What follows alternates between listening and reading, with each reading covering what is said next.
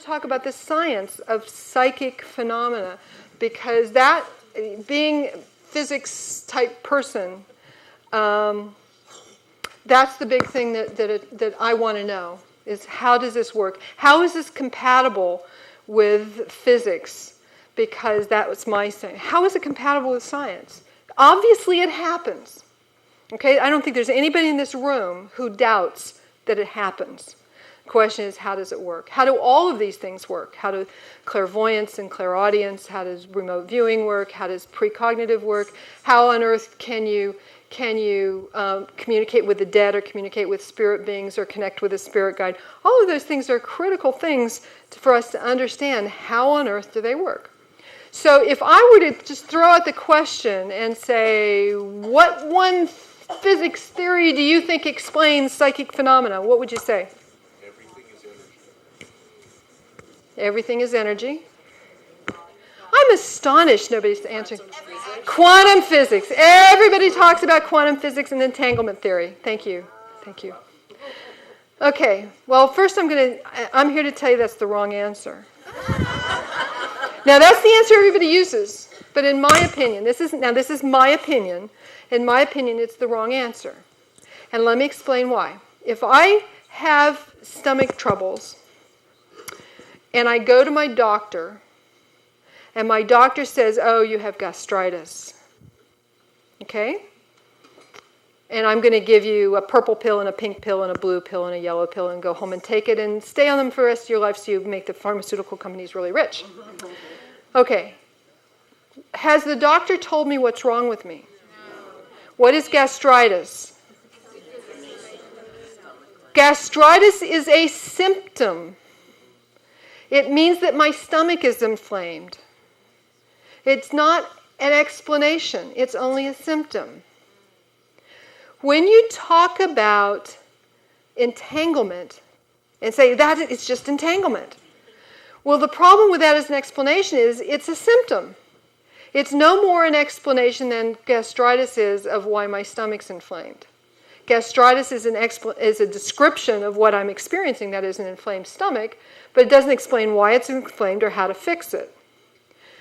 Entanglement is a description of something people have observed, but it's not. No one has the slightest idea how it works, and it's not an explanation of anything. It's a description. Okay? So for that reason alone, to say, well, psychic phenomena work because of entanglement is just silly, because it doesn't explain anything. And furthermore, entanglement doesn't work like that. For entanglement to work in terms of saying that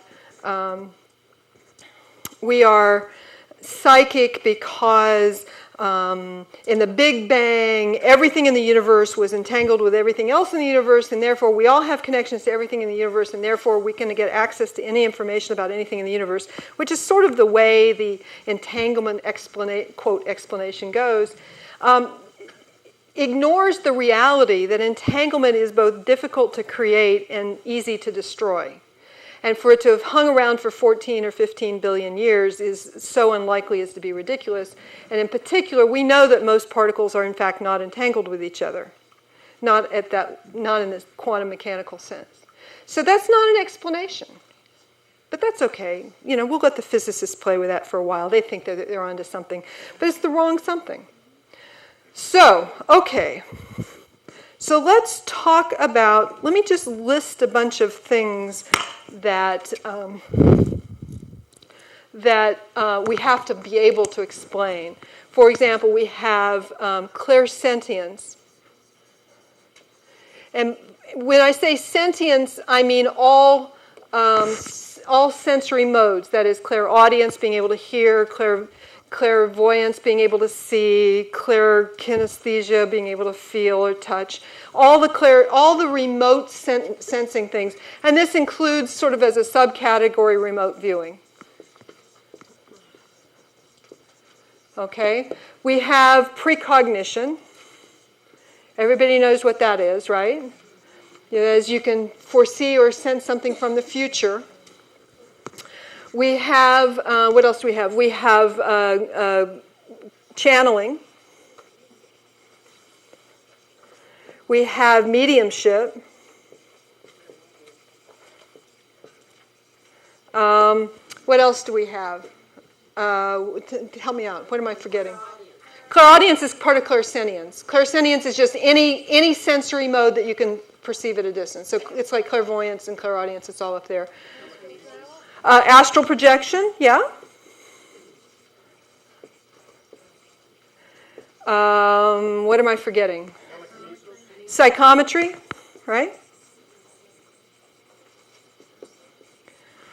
We also have psychokinesis, which is spoon bending.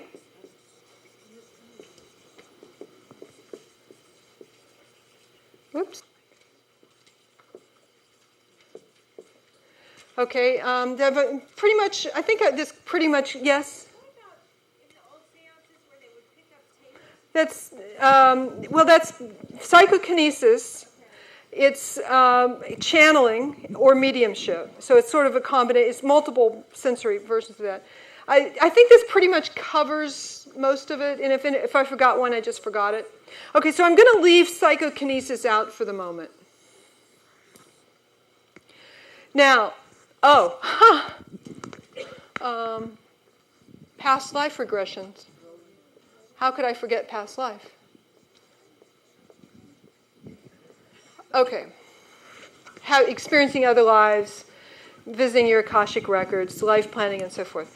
All right, now, the thing is, there are several characteristics about psychic experiences that physicists just have a lot of heartburn over. One of those big ones is that psychic experiences, for all except the real basic ones, the real low-level ones, psychic experiences take place outside of time. That is, if you are clairvoyant, if you're any good at it or any experienced at it, chances are you're clairvoyant across time. In other words, you're precognitive or postcognitive. When you're remote viewing, you can remote view any place, any time.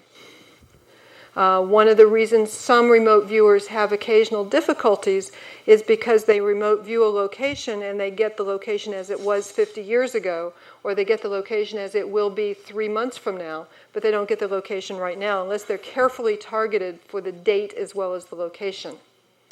So these experiences take place outside of time, and now time is a real problem for physics in general because it's the only unique dimension. We all know we live in a world of 4 dimensions, right? Okay, so what are these 4 dimensions? Well, first one is a line, a space. So I can go forward and I can go back. That's one dimension. I can go left and I can go right. Okay, a little awkwardly, but I can do it. That's 2 dimensions. So anything that's on a flat plane, like this whiteboard, is a 2-dimensional plane. Or I can go up and I can go down. That's the 3rd physical dimension. And the whiteboard, I can go out of the board and go into the board. And then the 4th dimension is the time dimension. And time is odd because in physics, time only goes in one dimension. It goes from past to future. But unfortunately, that's not the way it works in psychic experience. Because in psychic experience, you can look at the future, you can look at the past, you can visit the future, you can change the past. Okay? You can change the past. And there's a problem with that, with science. And I will tell you a story. It's in my book. It was one of the life blowing apart, exploding. It's like somebody took an atomic bomb and blew my life apart when this happened.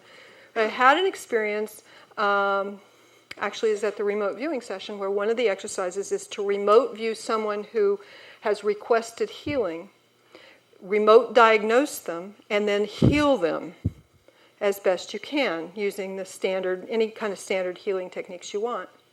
In this particular case, the way they worked this was we were all randomly chose a sealed manila envelope, and on the front of the envelope was a label, and on the label was 3 pieces of information. There was a first name. In my case, I got Betsy. The second thing was a city or town, and I got the name of some weird little town up in the mountains in California I'd never heard of. And the third thing was a date. And this was in early December, and the date I had was the previous April. So we were to take this back to our check units and go into the remote viewing state and remote view this person and diagnose their condition and then try to heal them. So I diagnosed the condition. In this particular case, I diagnosed that Betsy had breast cancer. And I thought, well, it seems to me like it's in her right side, and it has metastasized, and it's in her lymph nodes in her right shoulder. But I said, that's not the problem. The real problem I'm getting, I also said she had some arthritis in her knee. But I said, the real problem is pain and emotional depression and distress from this illness. So I wrote all that down, and then I said, okay, well, I'm not a very good healer. At this point, I'd only been doing this stuff for about 4 months. So I didn't know what I was doing in terms of healing. So I remote healing, and I used the TMI standard technique, which is you create an energy dolphin, a golden energy dolphin, and you send that dolphin to the person who needs healing, and you instruct that dolphin to heal whatever needs to be done without being real specific about it. So I did that. I was a good girl. I followed the directions on the tape. So I created my energy dolphin, and I sent it out to Betsy, and I suggested that it work on the healing and work on that. And then instead of following the directions on the tape, I told you I don't follow directions well. Instead of following the directions to recall the dolphin and bring it back into my energy body, I said, no, I'm not going to do that. I'm going to leave the dolphin with Betsy to continue healing after I'm gone, after I've stopped the session. So I said, okay, that seems like a reasonable thing to do. So I came back, came out of the tape, and then I took my still sealed envelope and took it back down to the group meeting room, where finally I was allowed to open the envelope under the eyes of the instructor, who had to make sure that we hadn't opened it before then. And I had Betsy, and I opened it up, and she says, I have breast cancer. But it was in the other side. I tend to get really dyslexic when I can't have trouble telling left from right. So I got the side wrong. And she says, metastasized into my shoulder. But she says, really what the problem is, I'm under a great deal of pain, and I'm just so depressed, and I just feel like my life is terrible. So I'd call that a hit on my diagnostics. I thought that was a pretty close hit. She didn't mention her arthritis, but I'm sure she had one. I got a very clear picture of what she looked like, and I know she had arthritis in her other knee. Anyway, so then that was the first sheet of paper that came out of the envelope. The second sheet of paper was her report on what she experienced after the healing. And her report was she felt much better. Her friends and her doctor both said she felt much better. But then she said, I feel like I have a golden energy dolphin inside me. At that point, my jaw dropped, and I was standing up when I opened the envelope, and I literally almost fell down. Mm-hmm. So I said, So I went over to talk with Shirley Bliley, who runs the Dolphin Energy Club, and these people that we had in these envelopes were people who had requested healing through the Dolphin Energy Club for TMI. So I went over to talk to Shirley, and I said, Shirley, here's what I did in my healing. What do you think about that? And she said, oh, that's very clever. I said, well, do other people do that? Leave their dolphins inside people? And she says, no, I never heard of anybody doing that before. So that's when I realized, and when I thought about that some more, I realized that something was horribly wrong with my world. Because since she signed and dated the report of how she felt after the healing in April, and I didn't do the actual healing session until December later that year. Not the December before, but the December after, 8 months after she signed off. Then I said, there's something screwy with the notion of cause and effect. Because the cause, that is my healing session, took place 8 months after the effect, which was her feeling the golden energy dolphin inside her. Now, those of you who have had any science training know that the number one unstated essential assumption of all sciences is that causes cause effects, and causes come before effects. So what happens to science when causes start happening after effects?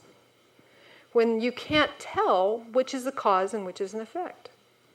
You've actually literally destroyed the entire basis for all of science, because all of science is predicated on the concept of causes and effects.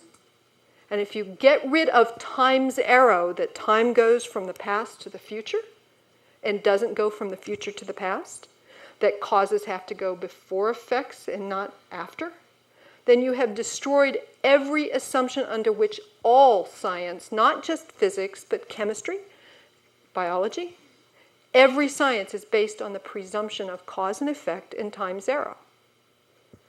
Except, oops, I've had very graphical and profound and unmistakable evidence that cause and effect aren't time sequence. Causes and effects can happen in any order. You can go back and change the past. Oops. Now this is a real serious, this caused me great trauma and grief for many, many, many months as I tried to struggle to reconcile cause and effect in time's arrow. Because if you lose time's arrow, you lose science. And yet it clearly works most of the time. So what do we do? Well, as it turns out, if we set aside, let's stop looking at quantum theory and entanglement as an explanation that isn't an explanation, and let's look at some other current science theories, and we can actually determine some theories that do work. And to understand them in a simple way, we need to understand the concept of flatland. Now, has anybody read Flatland or heard about Flatland? Yeah, a few people. Okay. It was written about 150 years ago, and it's a fantasy written by a mathematician who wanted to explain what three dimensions were. And so he talked about a world of flatland. And so we could just say flatland is a two-dimensional world, and it was inhabited by triangles and lines and squares and circles. And when a triangle meets, say, a circle, it was actually a fantasy romance where I think a triangle and a circle fell in love, or a square and a circle fell in love. In any event, how can you tell the difference between a circle and a square? Well, a circle, if you're looking at it in flatland, is just a line segment. The line segment is the width of the circle, because they can't come up off the screen. All they can see is the edge of the circle.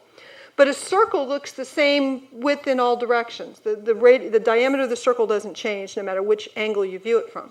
But the size of a square does. It's this side, and then if you look at it from this angle, it would be that long, square root of 2 longer. And rectangles and triangles, they all change size according to how you view it. But a circle never changes size. So that's how you can tell a circle from other things. Okay. Suppose I am a flatlander. I want to be superior, so I'm going to be a circle flatlander. And this is my yard. This is my front yard. This is my territory. And I need I don't know. Somebody comes along, a three-dimensional builder comes along, who's building a hyperspace bypass around my yard. Those of you who read Douglas Adams' The Hitchhiker's Guide understand what I'm talking about. The Vogon constructor fleet comes along and decides they're going to put a flagpole in the middle of my yard. And they're going to plant their flagpole like right there. Now, so what's the flagpole look like? The flagpole looks like that, right? Sticks out of the thing. What do I perceive as a flatlander? A little circle, right? And if I make the mast of the flagpole narrower and narrower, that little circle looks like what? It gets skinnier and skinnier, and it becomes just a dot. Somebody said it's a dot, it becomes a dot. And finally, if the mast of the flagpole is sufficiently skinny, it becomes imperceptible to me in flatland, right? Okay, everybody got that? But that doesn't mean that it can't extend out for 3 miles outside the space of the board. But flatlanders can't perceive, they don't know from up and down. They can't perceive up and down. All they can perceive is side to side. So we have this flagpole. You'll just have to imagine it's a really skinny flagpole. And as it gets skinnier and skinnier, from my perspective in flatland, it shrinks and shrinks and shrinks until it disappears into nothingness. Okay. There is a theory, which you may have heard of, called string theory. And one of the things about string theory is that it presumes that the fundamental elements that make up the physical universe is not really energy, but they're vibrating strings that have infinitesimal diameter, but length can be anything. It can be like this flagpole that's gotten really skinny. But in order for, and string theory is very good because it explains some aspects of quantum physics quite nicely that we have difficulty understanding. It may even have some bearing to give an explanation for entanglement. But the problem with string theory is that in order for the equations of string theory to work, you need to have not 4 dimensions, 3 physical dimensions and one time dimension. You need to have 10 dimensions. 9 physical dimensions and 1 time dimension. But you get around that by saying, well, those other 6 spatial dimensions, they're just too tiny, they're curled up and they never exploded after the Big Bang, and so therefore they don't exist in there. They're just there on mathematical constructs. But what if, this is a what if now, this is not part of the string theory, but what if they're like these masts in flatland? They only appear to us to be of nanoscale, of teeny tiny scale, because we're in flatland and we don't perceive that they stick 3 miles out in each direction. Could be. Flatlanders can't tell that this mast is more than just the little tiny dot. Okay? So it's entirely possible that with string theory, that those multiple extra 6 dimensions of physical space might be perfectly real, but for whatever reason, our sensory apparatus is only set to detect 3 of them. And what if, when we go into a meditative state, we somehow lift ourselves out of flatland, even by 1 dimension? Because if I want to see everything that's going on in flatland, all I have to do is take one step out of the plane of the board, and I can see everything in flatland, right? Whereas if I build a box around my mast, I can't see the mast if I'm in flatland, right? It's sealed up tight. It's like it's in a crypt. It's like it's underground. It's like it's buried. But if I take 1 step off the board, I can perfectly well see that mast is there. Which means remote sentience, clairsentience, becomes perfectly reasonable. All the remote sentience, remote viewing, being able to see things and hear things and perceive things from way far away, all that falls out if what we are is a multi-dimensional universe of which we generally only perceive 3 dimensions. And if meditation and psychic functioning simply consists of us stepping 1 step outside of our 3-dimensional flatland, so we now have a broader perspective and we can perceive things that are anywhere in flatland. Okay? What if our multi-dimensional flatland, remember that we exist in 4-dimensional space-time. That is, time is considered to be a standard dimension. So if we want to see the future or the past, all we have to do is, again, step 1 dimension outside of our normal flatland, and we have access to all of 4-dimensional space-time down here. If this now becomes 4-dimensional space-time, and we take 1 step off of it, we now have access to any place, any time. And maybe that just involves going a little deeper off the plane. Maybe we've got to take 2 steps off the plane in order to get to something equivalent to what TMI calls focus 15, where we're in the state of no time. So you see, if you take this current physics theory of string theory or multidimensional universe, and you start extrapolating, well, what does that mean for things like clairsentience? All the psychic functions start falling out as being perfectly normal, perfectly natural, perfectly reasonable things to be true. In fact, there almost should be expected. If there's a way for us to project our minds outside of our current flatland and into a higher level dimensionality of space.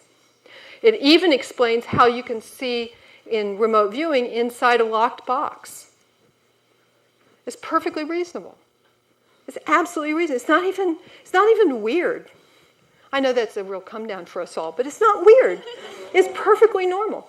Now, the problem with string theory is the physicists tried to come up with equations to understand that, and they came up with not one but 5 different mathematical formulations of how string theory works. Now, the problem with that is it's an excess of riches, because the difficulty comes if there are 5 different incompatible mathematical assessments of a particular theory. It probably means that all of them are wrong.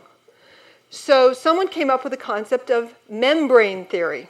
Now, membrane theory is kind of interesting, because if we say this particular sheet is our 10-dimensional universe, okay, and I'm only conveying it in flats because that's all. It's hard for us to imagine this. But if this is 10-dimensional universe, membrane theory says that there's another 10-dimensional universe, just like a little tiny distance away.